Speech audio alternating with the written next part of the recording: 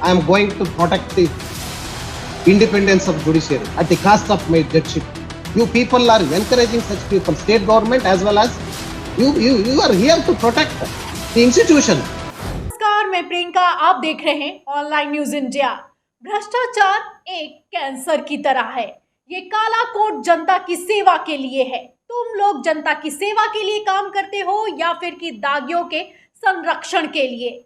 Karnataka high court के जज ने इतनी टिप्पणी भर की कि ट्रांसफर की धमकी दी जाने लगी, लेकिन जज ने भी साफ साफ कह दिया कि मैं किसी से डरने वाला नहीं हूं, मैं किसान का बेटा हूं, मैं खेत जोतने के लिए अभी भी तैयार हूं। कैसे कर्नाटक में हो रहा है खेल, हम आपको बताएंगे। कैसे भारतीय जनता पार्टी की सरकार में खेल किया जा रहा है, जानने के लिए इस खबर को ध्यान से देखिए कि कैसे कर्नाटक हाई कोर्ट के जज ने मिसाल कायम करने का काम किया है।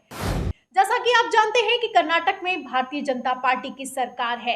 राज्य सरकार के अंडर में एंटी करप्शन ब्यूरो काम करता है, लेकिन जब करप्शन खत्म करने वाला ब्यूरो ही करप्शन करने लगे, रिश्वत लेता हुआ पकड़ा जाए, तो आप क्या कहेंगे? आप अंदाजा लगा सकते हैं कि क्या हाल होता होगा। इसी मामले की सुनवाई करते हुए कर्नाटक हाई कोर्ट के जज ने सख्त टिप्पणी की तो ट्रांसफर की धमकी दी जाने लगी, लेकिन जज ने भी कुछ ऐसा कर दिखाया कि मिसाल कायम हो गई। कैसे मिसाल कायम की है, हम आपको बताते हैं। दैनिक भास्कर की खबर है कि कर्नाटक हाईकोर्ट के जज को ट्रांसफर की धमकी, एबीसी ऑफिसर को फटकार लगाई थी। कहा, दागियों के लिए काम करते हो या जनता के लिए। एबीसी यानी कि एंटी करप्शन ब्यूरो के ऑफिसर को फटकार लगाई थी कि जनता के लिए काम करते हो या फिर कि दागियों के लिए काम करते हो, तो ट्रांसफर की धमकी दी जाने लगी।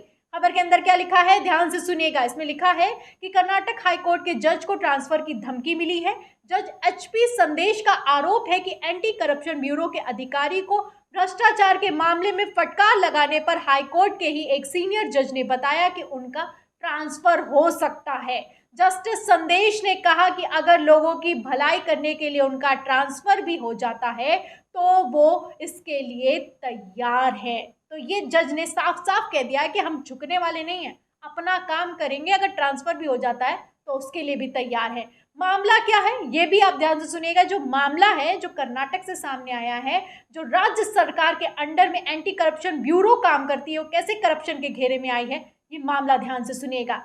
मामला है दैनिक भास्कर की खबर के हवाले से मैं आपको बताती हूँ। उसमें लिखा है कि बैंगलोर शहर के सिटी डिप्टी कमिश्नर ने जे मंजूनाथ के कार्यालय में एक डिप्टी तहसीलदार पीएस महेश को 5 लाख रुपए रिश्वत लेते हुए रंगे हाथों पकड़ा गया। महेश के खिलाफ एफआईआर दर्ज की गई थी और उनकी जमानत के लिए हाईकोर्ट में याचिका दायर की गई। 30 जून को याचिका पर सुनवाई की जा रही थी। इस पर महेश ने बयान दिया था कि उन्हें रिश्वत लेने के लिए मंजूनाथ ने कहा था, लेकिन जस्टिस संदेश ने बेंच में ये सवाल कर दिया कि एफआईआर में तो मंजूनाथ का नाम है ही नहीं। तो इस पर बवाल खड़ा हो गया। यानी कि बैंगलोर शहर के सिटी डिप्टी कमिश्नर मंजूनाथ ने कहा था डिप्टी तहसीलदार को रिश्वत लेने के लिए, और मंजूनाथ का जब नाम एफआईआर में नहीं सामने आया, इसको लेकर जो जज है उन्होंने सवाल कर दिया तो बवाल खड़ा हो गया। आगे सुनिएगा, आगे अहम बात है। तब जस्टिस संदेश ने मामले में सुनवाई करते हुए एसीबी को भ्रष्टाचार का केंद्र और संग्रह कह दिया।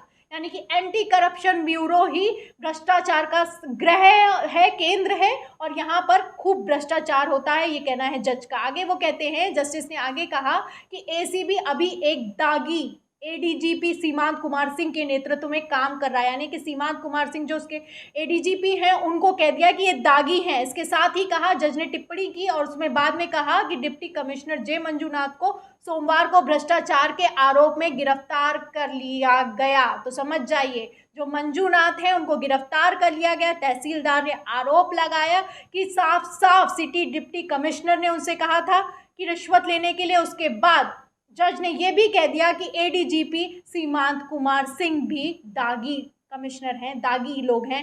ये जो एंटी करप्शन ब्यूरो है ये भ्रष्टाचार का संग्रह है। तो इतनी बड़ी टिप्पणी करने के बाद क्या था, ट्रांसफर की धमकी मिलने लगी। लेकिन हाई कोर्ट के जज ने ऐसा जवाब दिया कि सबकी बोलती बंद हो गई। जज ने क्या कहा, ध्यान से सुनिएगा। जज ने जो कहा है वो सबसे महत्वपूर्ण है। जज ने कहा, जस्टिस संदेश ने कहा कि मुझे बताया गया कि एंटी करप्शन ब्यूरो के एडीजीपी एक शक्तिशाली व्यक्ति है। मुझे इसके बारे में एक जज ने बताया है कि मुझे ट्रांसफ़र की धमकी दी जाएगी। लोगों की भलाई के लिए अगर मेरा ट्रांसफ़र किया जाएगा तो मैं इसके लिए तैयार हूँ। मैं किसी से डरता नहीं हूँ। मैं जज बनने के बाद कोई भी संपत्ति जमा नहीं की है। मुझे कोई फ़र्क नहीं पड़ता। मैं किसान का बेटा हूँ। मैं ज़मीन जोतने के लिए तैयार हूँ। मैं किसी राजनीतिक दल से नहीं हूँ। मैं किसी राजनीतिक विचारधारा का पालन नहीं करता। तो आप समझ जाइए कितना बड़ा बयान है। एक जज ने कह दिया है कि अगर ट्रांसफ़र करना है तो ट्रांसफ़र कर दो, लेकिन मैं अपना जो कर्तव्य है उससे पीछे हटने वाला नहीं हूँ।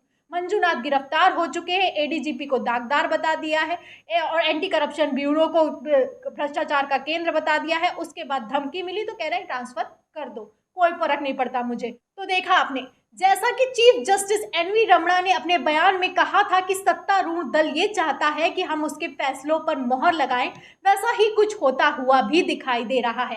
कर्नाटक हाई कोर्ट में होता हुआ यही दिखाई दे रहा है कि हाई कोर्ट के जज जैसे ही गिरफ्तारी के आदेश देते हैं उन्हें ट्रांसफ़र की धमकी दी जाने लगती है। अगर आप ताकत के आगे झुक जाते हैं तो सब कुछ ठीक है, सब कुछ अच्छा है, लेकिन अगर खिलाफत करते हैं तो धमकी मिलती है। जस्टिस लोया की तरह मौत मिलती है जिसकी गुत्थी आज तक सुलझ नहीं पाई है। कर्नाटक, जहां पर बीजेपी ने खेल किया, सरकार बनाने के लिए भारतीय जनता पार्टी ने कांग्रेस गठबंधन की सरकार को तोड़कर अपनी सरकार बनाई। मुख्यमंत्री बनाए गए येदियुरप्पा, लेकिन मुख्यमंत्री पर ही जब भ्रष्टाचार के आरोप लगने लगे तो भारतीय जनता पार्टी ने मुख्यमंत्री ये कहकर बदल दिया कि उनकी उम्र ज्यादा हो गई है। आरोपों की वजह से नहीं बल्कि उम्र के हवाले से मुख्यमंत्री को बदल दिया गया। और अब जब एंटी करप्शन ब्यूरो पर ही करप्शन के आरोप लग रहे हैं तो जज के बदलने की बात की जा रही है, जज को धमकी दी जा रही है। तो आप समझ सकते हैं कि कैसे खेल किया जा रहा है। कहीं मुख्यमंत्री बदला जा रहा है, कहीं धमकी दी जा रही है, क्या कुछ हो रहा है कर्नाटक में। आप इस खबर से अंदाज़ा लगा सकते हैं कि आखिर कर्नाटक में की भारतीय जनता पार्टी की सरकार में क्या कुछ चल रहा है कि एक जज को धमकी मिल रही है कि तुम्हारा ट्रांसफ़र कर देंगे। इतनी तल्ख टिप्पणी करने के बाद उनको धमकी दी जाती है, जिस पर जज भी कहता है कि हम झुकने वाले नहीं हैं, पीछे हटने वाले नहीं हैं।